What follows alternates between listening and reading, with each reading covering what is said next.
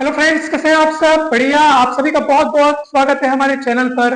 दोस्तों, आज के इस वीडियो में हम सीजी सेट एग्जाम से संबंधित अनेक महत्वपूर्ण मुद्दों पर बात करने वाले हैं।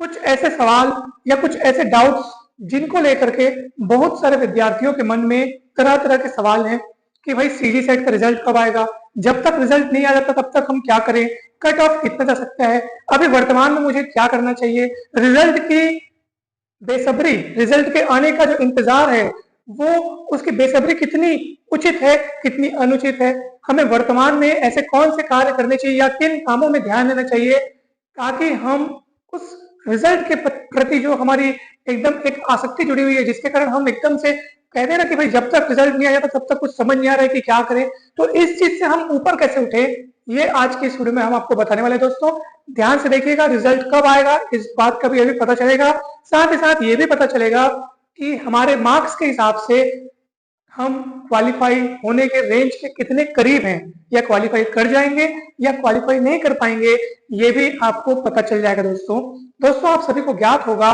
कि कल ही सीजी सेट एग्जाम का जो पेपर 1 है उसका मॉडल आंसर जारी हुआ है। पेपर 1 जो कि कॉमन रहता है उसका मॉडल आंसर कल ही जारी हुआ है, और जो सब्जेक्ट वाइज जो मॉडल आंसर्स हैं वो तो पहले ही जारी किए जा चुके थे। तो आप सभी ने अपने अपने सब्जेक्ट्स के अनुसार, अपने अपने क्वेश्चन पेपर के सेट के अनुसार मॉडल आंसर्स मिला लिए होंगे, सब्जेक्ट वाइज पहले ही आ चुके थे। और कल जो पेपर 1 है जो कि सबके लिए कॉमन होता है, तो उसके मॉडल आंसर्स आ चुके हैं, तो वो भी आपने अपने अपने क्वेश्चन पेपर के सेट के अकॉर्डिंग आपने अपने आंसर्स मॉडल आंसर से मिला लिए होंगे। और अब आपके पास एक पिक्चर क्लियर हो गया होगा कि हाँ आपके मार्क्स कितने बन रहे हैं, और तब आपके मन में एक प्रश्न उठ रहा होगा कि भाई अब हमारे मार्क्स कितने बन रहे हैं, तो अब क्वालिफाई हम हो सकते हैं या नहीं। ये सवाल लगभग सभी विद्यार्थियों के मन में है, और ये स्वाभाविक भी है, होना ही चाहिए कि भाई आखिर ये इतना बड़ा एग्जाम है, इतने वर्षों के गैप के बाद हुआ है, 2017, 18, 19 में लगातार 3 साल ये एग्जाम होने के बाद फिर अभी 2024 में हुआ था, तो स्वाभाविक है। और साथ ही साथ ये भी प्रश्न ये उठता है कि दोस्तों कि सर सेट का रिजल्ट अभी आया नहीं है, इतना लेट हो चुका है। दोस्तों यहाँ पर एक पॉजिटिविटी हमको ये मिलती है कि अभी तक तो मॉडल आंसर जारी हो नहीं रहा था, अब कल मॉडल आंसर जारी हुआ है, तो हमको एक पॉजिटिविटी ये मिलती है कि चलो अब रिजल्ट भी जल्दी से डिक्लेयर हो जाएगा, क्योंकि जब तक ये मॉडल आंसर नहीं आता तब तक आगे का प्रोसेस नहीं होता। अब ये गाड़ी आगे बढ़ी है तो अब रिजल्ट आने में भी देर नहीं लगेगी, तो आप सभी के लिए एक बहुत अच्छी न्यूज है कि रिजल्ट अब जल्द से जल्द आ जाएगा। अच्छा, इसी बीच अनेक विद्यार्थियों को ये डाउट है उनके मन में कि सर सेट के रिजल्ट आने का वेट करें या हम, क्योंकि देखो कई विद्यार्थियों को अब अनेक जगह, अनेक कॉलेजेस में, अनेक संस्थानों में जॉब के लिए रेज्यूमे डालना है सेट के रिजल्ट के बगैर, है ना भाई। अब खासकर उन विद्यार्थियों के लिए जिनको ये पूरा आत्मविश्वास है कि हाँ सर हमारा पेपर तो बहुत बढ़िया बना है और हमने मार्क्स भी मैच कर लिए, काफी अच्छे आ रहे हैं, तो इतने में तो उनका मन कहता है कि ये क्वालिफाई हो जाएगा, तो उनके लिए तो ये और ज्यादा जरूरी है कि जल्दी से जल्दी रिजल्ट आ जाए, ताकि उनका जो रिज्यूमे है वो विभिन्न संस्थानों में जॉब के लिए अप्लाई करना चाहते हैं, तो सेट के रिजल्ट से उनका रिज्यूमे और ज्यादा बलवान हो जाएगा, वो और ज्यादा इफेक्टिव हो जाएगा, उनको और ज्यादा अच्छे से ज्यादा जल्दी से जॉब मिल जाएगा, है ना। यही प्रश्न हो सकता है आपके मन में भी हो, परंतु अभी तक रिजल्ट आया नहीं है, तब उस स्थिति में क्या करें?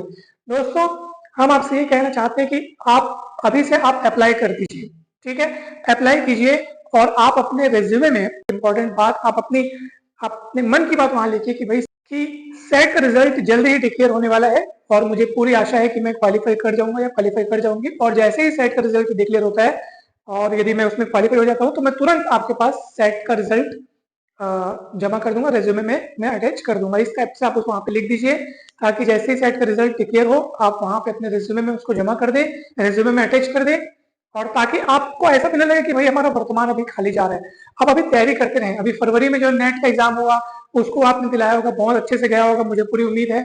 अगर आपको लगता है कि कहीं थोड़ी बहुत उसमें कमी रह गई हो तो उन कमियों को भी पूरा करें, क्योंकि नेट का एग्जाम तो हर 6 महीने में होता है।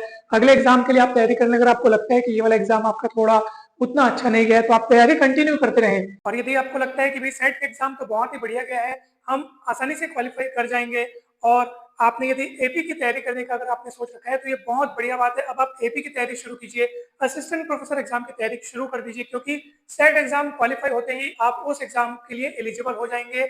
आप तुरंत उसकी तैयारी शुरू कर सकते हैं। मतलब वर्तमान को किसी भी तरीके से आप व्यर्थ न जाने देवे, आप तैयारी शुरू करते जाएं। अगर आपको लगता है कि सेट अच्छा नहीं गया है तो सामने नेट का एग्जाम आ रहा है, आप उसकी तैयारी शुरू कर दो। अगर आपको लगता है कि हाँ इसमें तो बहुत बढ़िया तरीके से हम क्वालिफाई हो जाएंगे तो आप एपी की तैयारी शुरू कर सकते हो। साथ ही साथ कहीं आप जॉब के लिए अप्लाई कर सकते हो। इधर रिज्यूमे का काम करते रहें, इधर अप्लाई करते रहें, इधर तैयारी करते रहें। वर्तमान को किसी भी तरीके से खाली न जाने दे, व्यर्थ न जाने दे, तैयारी करते रहें। दोस्तों एक और खास बात, सबके मन में ये डाउट है कि कट ऑफ कितना जा सकता है, हमारे मार्क्स इतने हैं तो हम क्वालिफाई हो पाएंगे या नहीं। दोस्तों कट ऑफ के बारे में आपने देखा होगा, यूट्यूब पे अनेक वीडियोस उपलब्ध हैं, लेकिन आप खुद अपने मन में सोचिए क्या ये ऑथेंटिक आंकड़ा है। कट ऑफ का आंकड़ा कोई भी नहीं जान सकता, क्योंकि जब जब पेपर हुआ तब तब दिलाने वाले विद्यार्थियों की संख्याएं अलग अलग है। दिलाने वाले विद्यार्थियों में से हर एक विद्यार्थी की तैयारी का स्तर अलग अलग है। अब इस बार का एग्जाम जो हुआ, पेपर तो चलो पेपर का स्तर तो रहता है, कुछ सवाल सरल, कुछ सवाल कठिन, कुछ सवाल बहुत कठिन, वो तो रहता ही रहता है। परंतु दिलाने वाले विद्यार्थियों में सबका स्तर अलग अलग है। हो सकता है किसी ने बहुत बढ़िया तरीके से दिलाया, तो इस बारे में कोई भी भविष्यवाणी नहीं की जा सकती। बस हम ये बोलते हैं कि अभी तक जो कट ऑफ किया है तो चलो भाई एक औसत आंकड़ा 50% मान ले कि उससे ऊपर आ रहा है तो हम क्वालिफाई हो जाएंगे, परंतु फिर भी ये पुख्ता जानकारी नहीं है। ठीक है, इसलिए आप उस बात की चिंता को छोड़ ही दे। मैंने पिछले वीडियोस में भी बताया है कि कट ऑफ कितना जा सकता है, कितना जाएगा, ये सब चिंता करने का कोई भी मतलब नहीं है। इसमें समय व्यर्थ होगा और कुछ नहीं होगा। तो उस बात से अपने आप को मुक्त करें, आगे बढ़े। अगर आपको लगता है कि हाँ देखो, मन से एक आवाज आती है, हमने जो पेपर दिलाया होता है ना तो आपके मन से एक आवाज आएगी कि यार निकलेगा इस बार, क्योंकि आपको पता है कि आपने पेपर कैसा दिलाया है। तो बस उस आवाज को सुने और उसी अनुसार आगे बढ़े। और बिल्कुल आगे के आप अगर आप जॉब करना चाहते हैं तो उसके लिए अभी से अप्लाई करना शुरू कर दें, आगे की तैयारी करें, पढ़ाई करें। मतलब किसी भी तरीके से हमको अतीत के अफसोस या भविष्य की चिंता के लिए वर्तमान को व्यर्थ नहीं जाने देना है। अभी आप ये सोचिए कि अभी मैं किस तरीके से अपने हर एक पल को यूटिलाइज कर सकता हूँ, सार्थक बना सकता हूँ, उसको बस आप सोचिए और वैसा ही कार्य करते जाइए और आगे फिर सब कुछ अच्छा हो जाएगा दोस्तों। तो इसलिए हमने ये जो 4 सवाल यहाँ पे लिख रखे हैं, ये आप सभी के मन में हो सकता है प्रश्न होगा, सेट क्वालिफाई कर पाएंगे या नहीं। चिंता छोड़ दीजिए, इसमें आप कुछ बदलाव हो नहीं सकता। पेपर जैसा भी बना है अब वो ईश्वर पर छोड़ दीजिए, आपका रिजल्ट अच्छा आएगा, ये आशा आप अपने मन में रखिए और डेफिनेटली रिजल्ट अच्छा ही आएगा। ठीक है, कट ऑफ कितना जा सकता है, कोई आंकड़े ऑथेंटिक नहीं है दोस्तों, ये तो एक मतलब कुछ भी हो सकता है, कुछ भी हो सकता है। तो बिल्कुल इसके बारे में अपने मन से हर प्रकार की चिंताओं को हटा दीजिए। ठीक है, जब तक रिजल्ट नहीं आ जाता तब तक क्या करें, तब तक खाली नहीं बैठना है, आप तैयारी करते रहें, स्वयं को अपडेट करते रहें।